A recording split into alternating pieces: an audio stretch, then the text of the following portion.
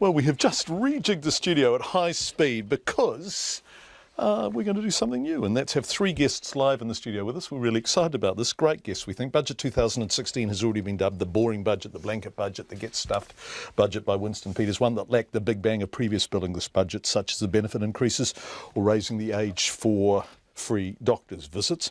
And as ever, with so many billions being thrown around and up to million of supposed new spending, the devil is in the detail. You hear the figures, you find out it's stretched over 4 years, you look at what the vote already was and you realise they're just basically keeping up with inflation. That's not always the case, and it sounds a little cynical, but they require hard reading. So we thought we'd ask people who aren't politicians to cast their eye over it, and they've all come into the studio tonight. Let me introduce you, Adrian Littlewood, the Chief Executive of Auckland Airport, New Zealand's largest publicly listed company by market cap, and the arrival or departure point for 3/4 of the international tourists who visit New Zealand. Nice to have you with us in the studio again, Adrian. Thanks for coming in.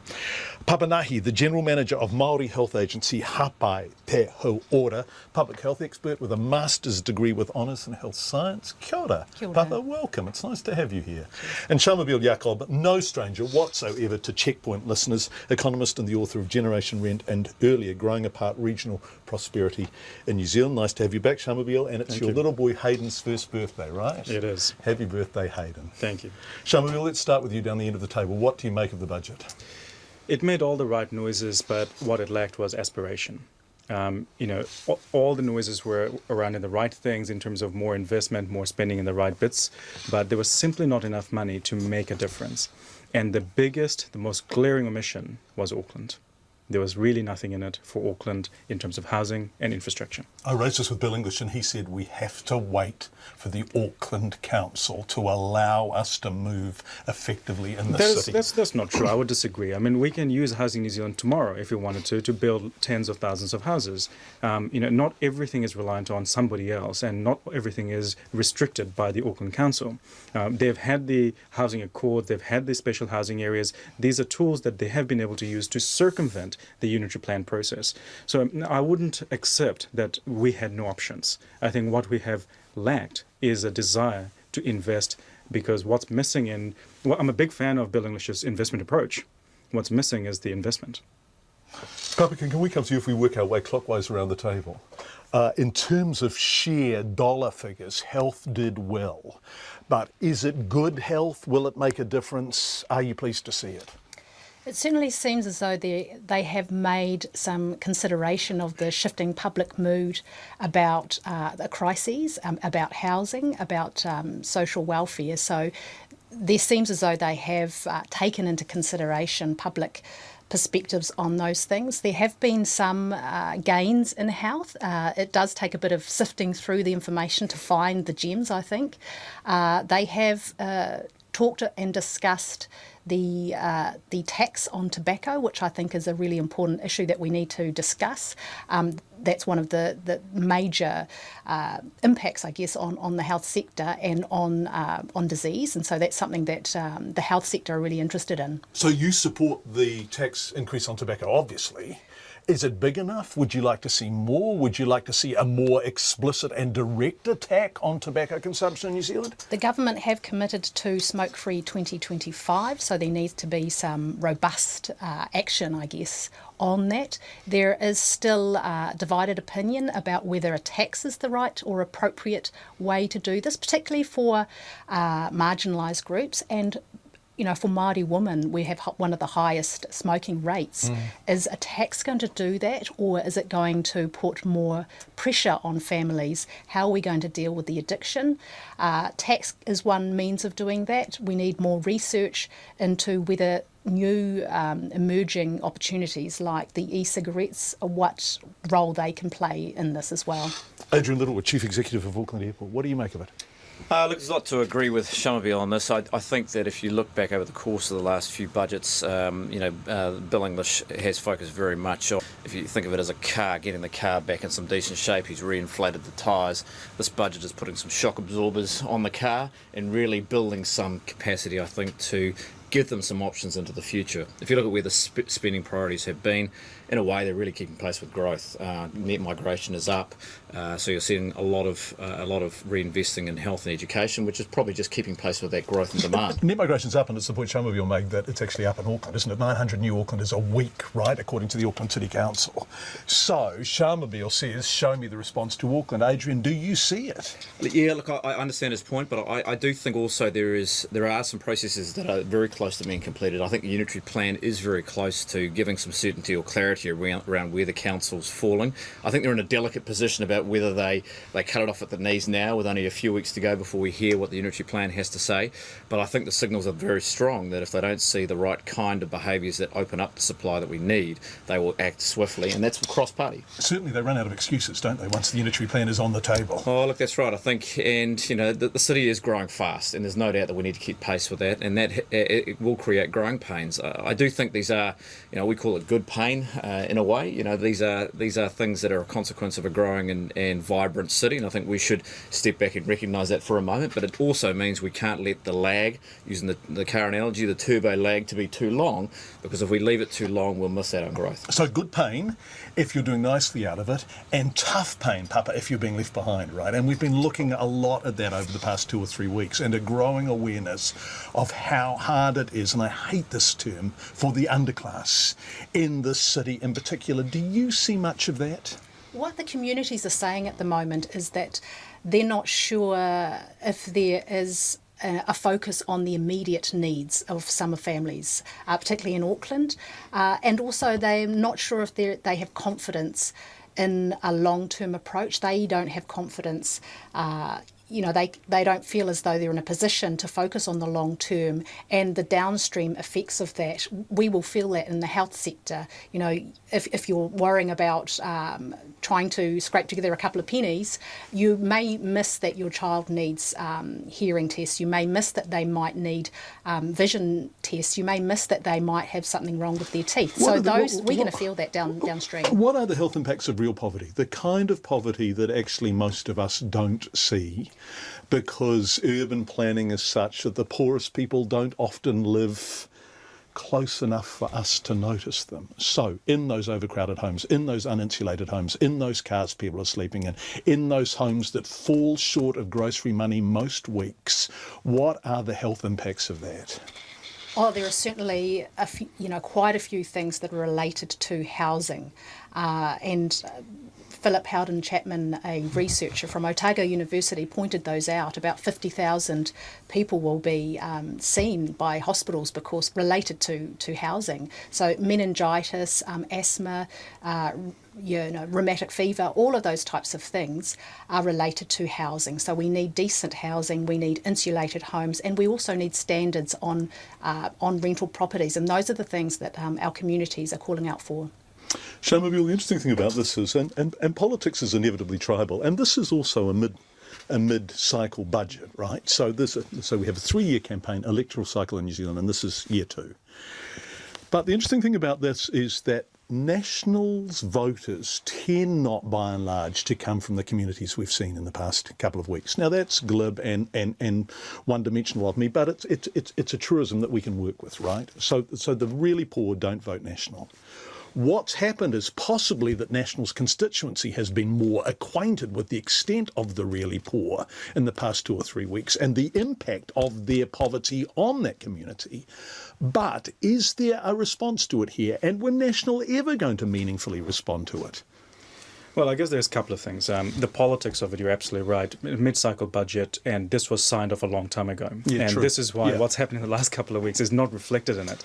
But when you live in a country that's politics by polling, it would have been reflected if they had enough time. In terms of the underclass that you talk about, this has been building for a very long time. If you look at the increase in inequality in New Zealand, that really happened in the 80s. And it's sort of been entrenched since then, and that group in the bottom has become more and more disconnected from the rest of New Zealand, and I would describe it as a ghettoization of the poor, where we have pushed them to the margins of society. And there's been a missing element where we haven't seen it, we don't have the empathy, and we're not connecting with these people. You wrote about this the other day, the absence of empathy. And I think that was a very powerful piece of writing. Do you think that's new, or do you think we are just acknowledging it now? I think we're starting to acknowledge it. And, we have put competition and fiscal probity at the pedestal of how we live. And those things are generally good when it comes to businesses and markets, but not when it comes to public policy. Because leadership is about looking after everybody, and most specifically, those who are vulnerable. And ultimately, it comes from a social contract where we go, yes, we want to be comfortable, we want to do well for ourselves, but we also want to make sure that those who are not doing well in society are looked after. But somewhere in there, I think our attitudes have hardened. I think we have become, I wouldn't say morally bankrupt, but I think we just become morally disconnected from those who are poor and those who are vulnerable. And this government and previous governments, because I don't think this is just about the National Party, I think that's very unfair. Because if you look at the impact of the public policies of the last 30 years, we actually haven't made much progress when it comes to that bottom 10%. How do we make that progress, Adrian Littlewood? How do we make it? Look, I'm unusually excited in a couple of things, in some of the things that the government's doing, and I just wanted to touch on two of them, which slightly connect to what Shamubeel was saying. And one is the, might seem slightly odd, but the overhaul of the IRD system, but also the overhaul in the philosophy on social welfare and targeted social spending, because I actually think that if we are able as a country to better identify how we raise our revenue, but also where we apply it and make it apply to the most powerful way possible to those who need it the most, that is the best possible outcome we can have. And that speaks to some of the work that Antoli's doing with SIFs, right? And I think she's very proud of that. And I think we have to take that, although, boy, the jury is out. This is new, and some people are not persuaded this is right. But in good faith, she thinks this will make a difference. And Bill English is absolutely committed to the kind of targeted spending you described. Absolutely. If you hear him talk personally one-on-one, he is incredibly passionate about it. And I actually think as a country, I think we have given, and we are a relatively small country, relatively uniform in how we operate and run this country from a government point of view. Not a lot of fragmentation as you have in a lot of other bigger countries in terms of local and central government. I think we have an opportunity to do things really differently. It is going to be hard, but if we can draw together those different resources and get that resource applied to those who need it the most, I think that is an incredibly exciting opportunity.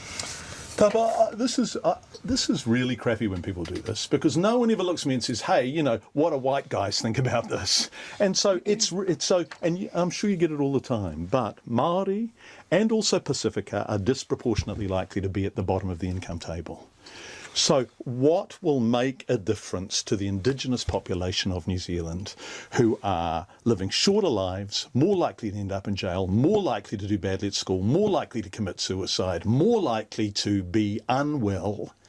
All of those terrible, and more likely to be in prison, terrible indicators that should shame us all. What is the best response to that from this budget?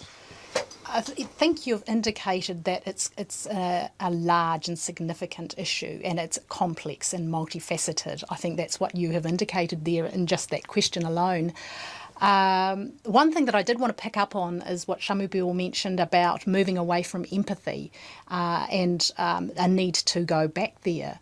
And some of the short-term solutions that we've seen, for example, in Mangere with Te Puea Marae, which has opened its doors to homeless people, that marae is named after Te Puea Herangi, a princess of the Kingitanga movement. And so her visionary leadership was about empathy and passion and opening the doors and creating infrastructure and community to overcome those issues that you talked about. And so we need to be looking to that sort of visionary leadership. We need to be, but this is a huge, multifaceted and complex issue.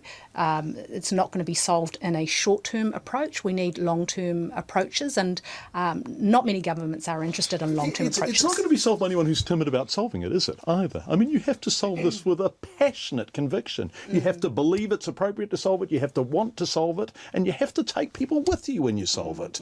Is this government prepared to do that, Shamubeel? Is any government prepared to do that? Well, Well, I'm optimistic that this government, more than any other government, has the ability to do this. Look at the favourability of opinion about this government. They have the strongest platform of any government we've seen for a very long time. And they also have the ingredients with what Bill English is talking about with the investment approach. The only thing that's missing now is aspiration and leadership. If we could fill those two voids, boy, are we in a good place to start tackling with these problems that you talk about that are clearly difficult, clearly long-term, but we know what to do. How do we fill them, though?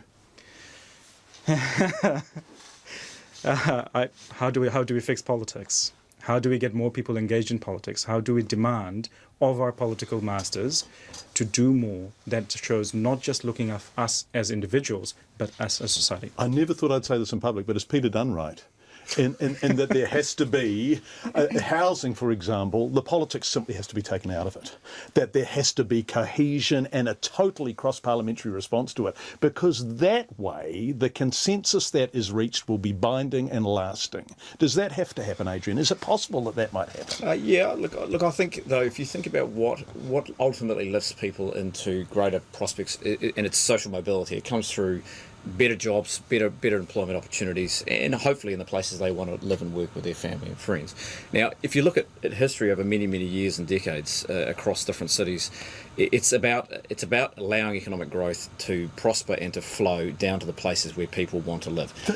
But sorry, forgive me. Isn't that just trickle down? Haven't we not seen the trickle get down? No, but you can't create wealth just by redistributing it. You've got to create wealth through jobs, right? Governments don't create jobs. Businesses create jobs. And if people want to get out of a cycle of dependency and get into something where they can support themselves, support their family, then it needs to come through employment.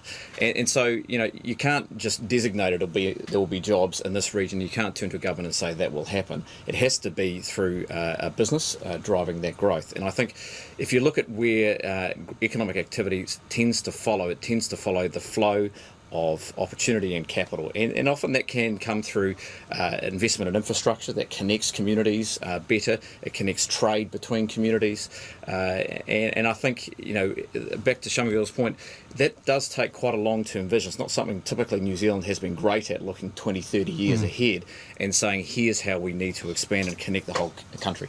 Except, of course, we have. In our history, the greatest generation was exactly about that. The social and physical infrastructure that they built is what created the backbone of what New Zealand is today.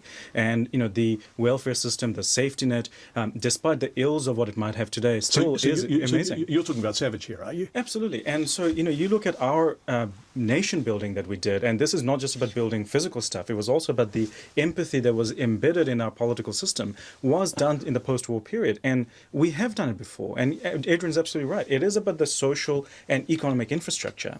And that is what creates the break in the circuit. The thing about what Savage was doing was off the back of the Depression, right? And it strikes me that it was a simpler world in some respects because there was a far less profound division between the haves and the have-nots then. So it was much easier to get buy-in because there was actually a very real possibility of taking almost everyone with you. Whereas now there are a whole lot of people who think, actually, I'm fine. Well, I don't know. I mean, I think there is a huge amount of empathy in New Zealand still. I wouldn't say the New Zealand public is unempathetic. I would say they're disconnected.